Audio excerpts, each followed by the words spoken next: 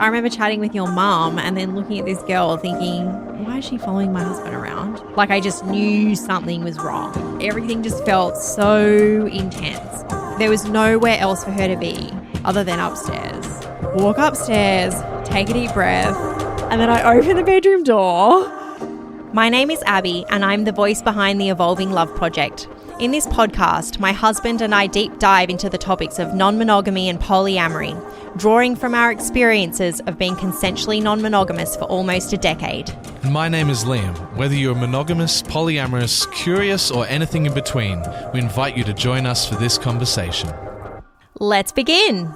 So yesterday I released a Substack article called Jealous Rage. You did.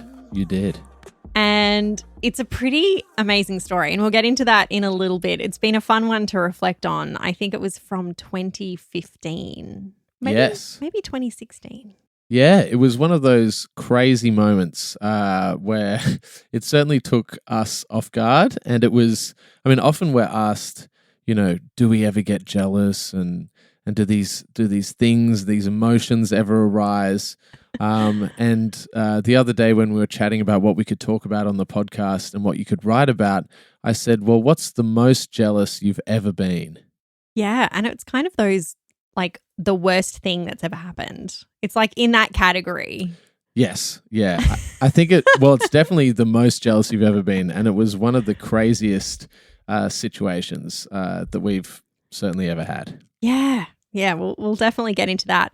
But how amazing was the last podcast episode with Elle McAlpine? It was just unbelievable. Yeah, Elle is incredible. For those of you who have not yet had a chance to listen to this episode, Elle McAlpine is an intimacy coordinator for lots of TV shows, but most recently she did the intimacy coordination for Poor Things, which starred Emma Stone. It's like this big Academy nominated. I think it's got 13 Oscar nominations at the moment, including for Best Actress and Best Picture and the whole thing. And I'm sure it's going to win a whole bunch.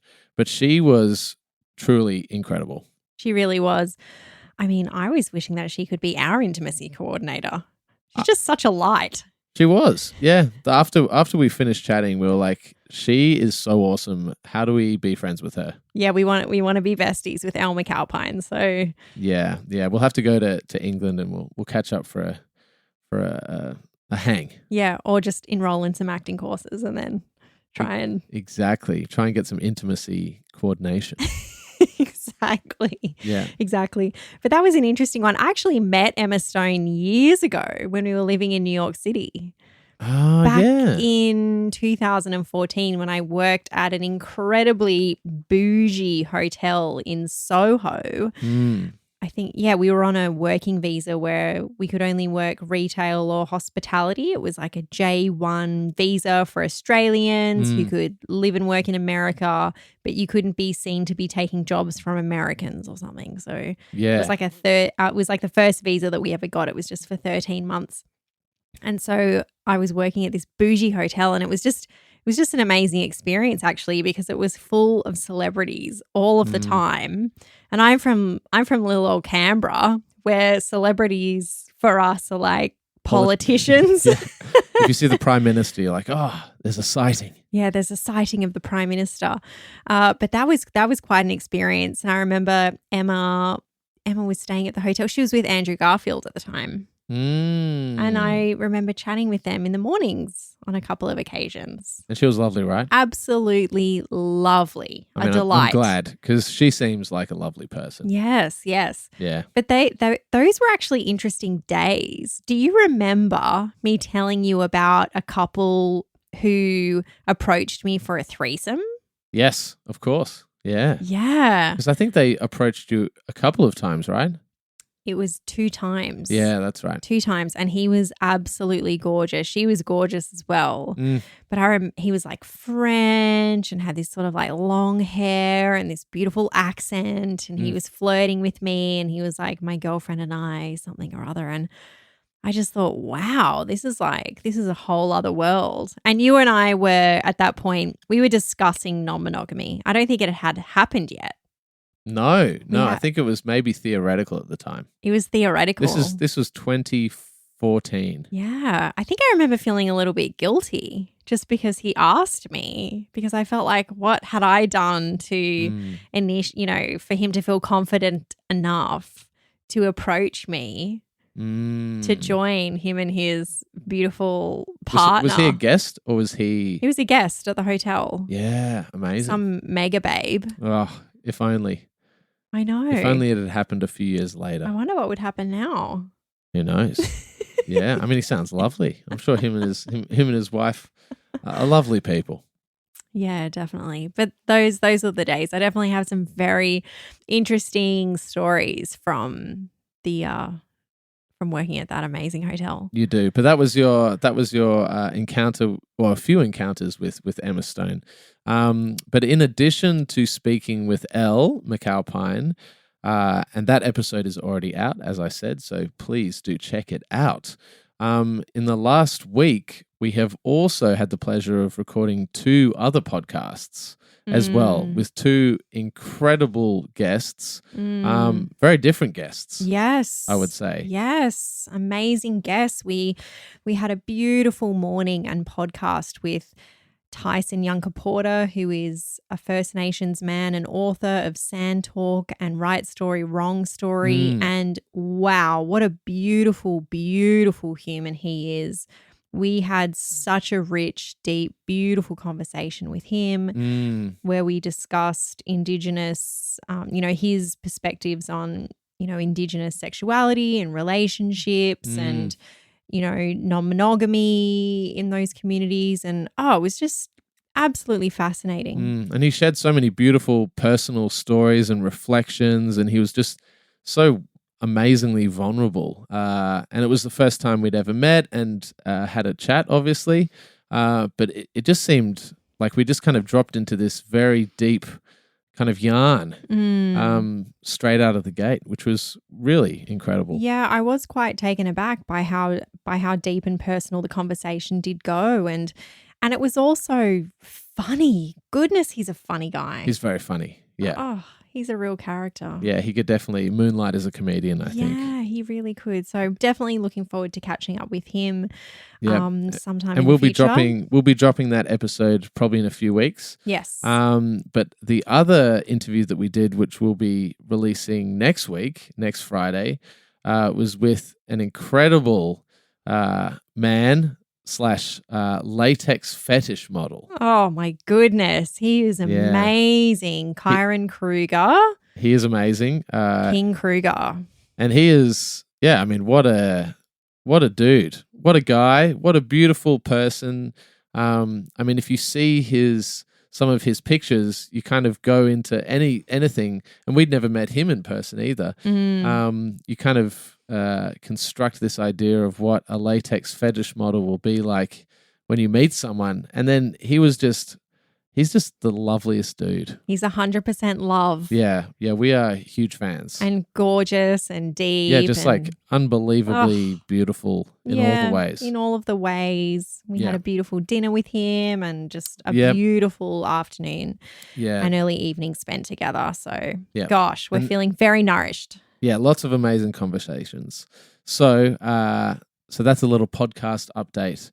But I think with that, we should jump in to this story. Yes. Now this is a jealous rage. This is definitely a jealous rage, as your Substack article pointed towards. I mean, maybe a confusion rage.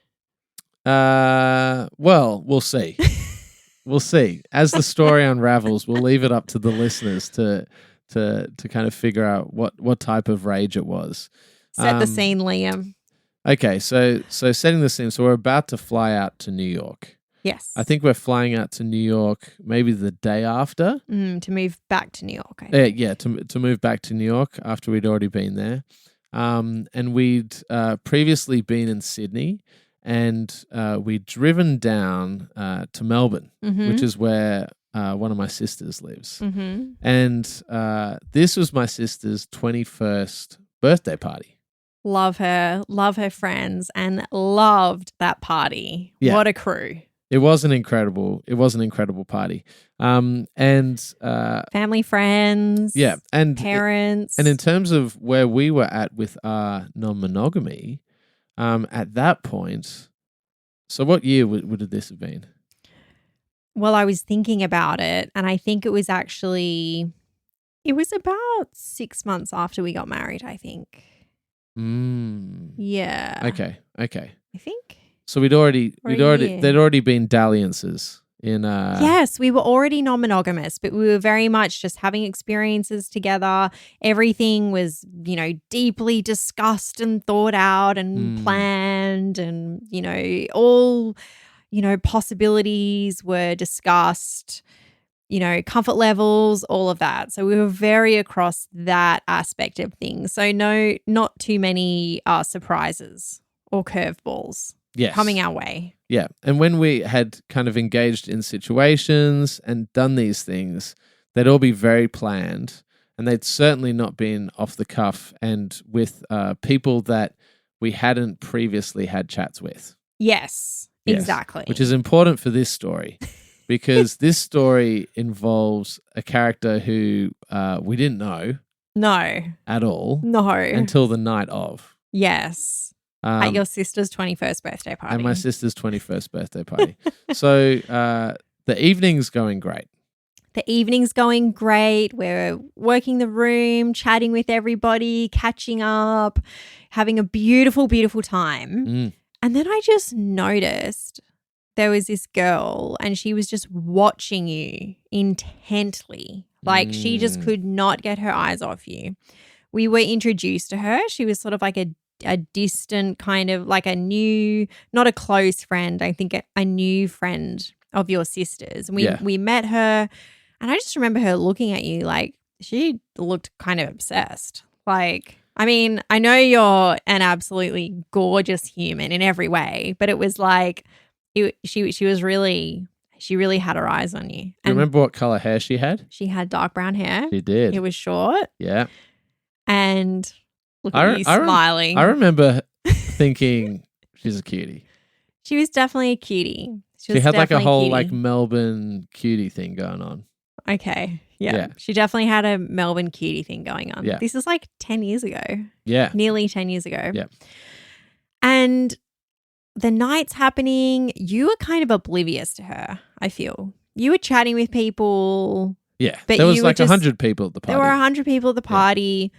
And I just noticed because you and I sort of split off at different points. I'm chatting with people, you're chatting with people, and she was just following you around. I feel like anywhere that you were, she was close by. Yeah, I didn't notice this. She was within meters of you at all times. I mean, that's creepy.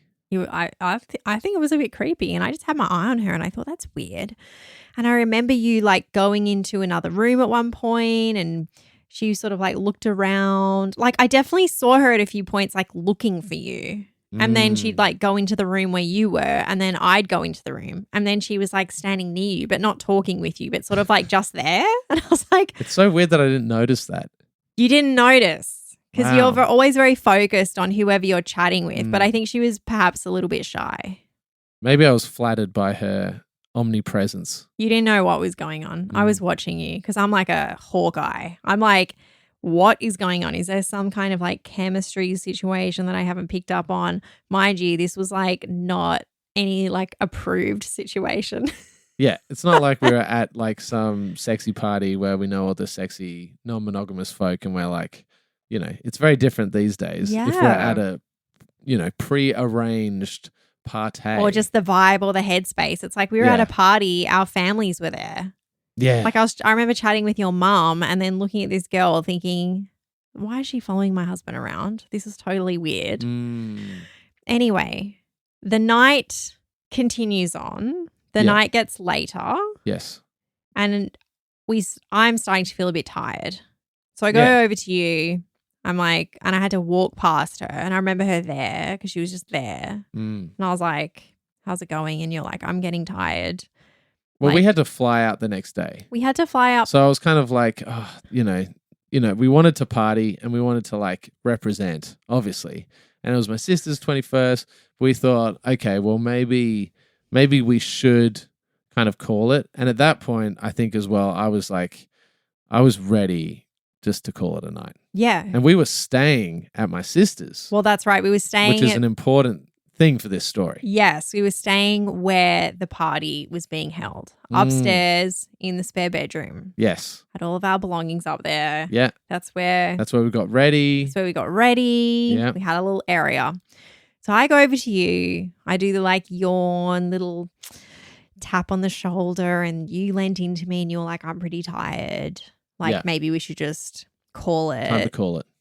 And I was like, great, I'll start to say goodnight. And you were like, yeah, I think I'm just going to, I remember you were like, I think I'm just going to bounce upstairs. Like, I'm so tired. Yep. I was like, cool, I'll say goodnight to people. You were like, I'll just be upstairs reading until you come up. So then you chatted for a bit. I went off to start saying goodnight to some people. Mm. And then I came back into the kitchen area or near the stairs, and I was looking around and I noticed that she wasn't there anymore. Where did she go? And the way that the house was, I knew that she wasn't in the front room where I had just been. And then that's right. there was like the living open kitchen area into the courtyard, and I could see that she wasn't in any of those rooms. So the only place left was upstairs, but the party wasn't happening upstairs. That is where we were staying. So I was like, this is strange. I mean, where the bedrooms are. But nobody from the party was going upstairs. So at that point, I just felt rageful. I was like, something is off. I feel really sick. Something's wrong. I had this big feeling of not being safe. I had a betrayed feeling. I was like, this is in my body. Something is definitely amiss. And so I'm walking up the stairs, and I remember just feeling my face like I just had that, like, what would my expression have been? Just resting bitch face, but like eyes wide. Like I just knew something was wrong. You're on a mission. You're on a mission to find out what's happening. I was just like, there was nowhere else for her to be other than upstairs. Yeah. So I walk upstairs. My heart is beating. It is pounding. And the music felt like it was louder. Like everything just felt so intense. I was like, something is wrong.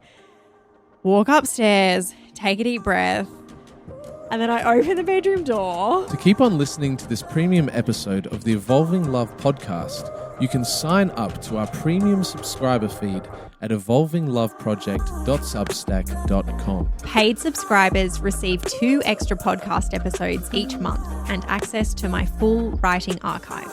So if you would like to gain exclusive access, you can sign up at the link in the show notes or at evolvingloveproject.substack.com.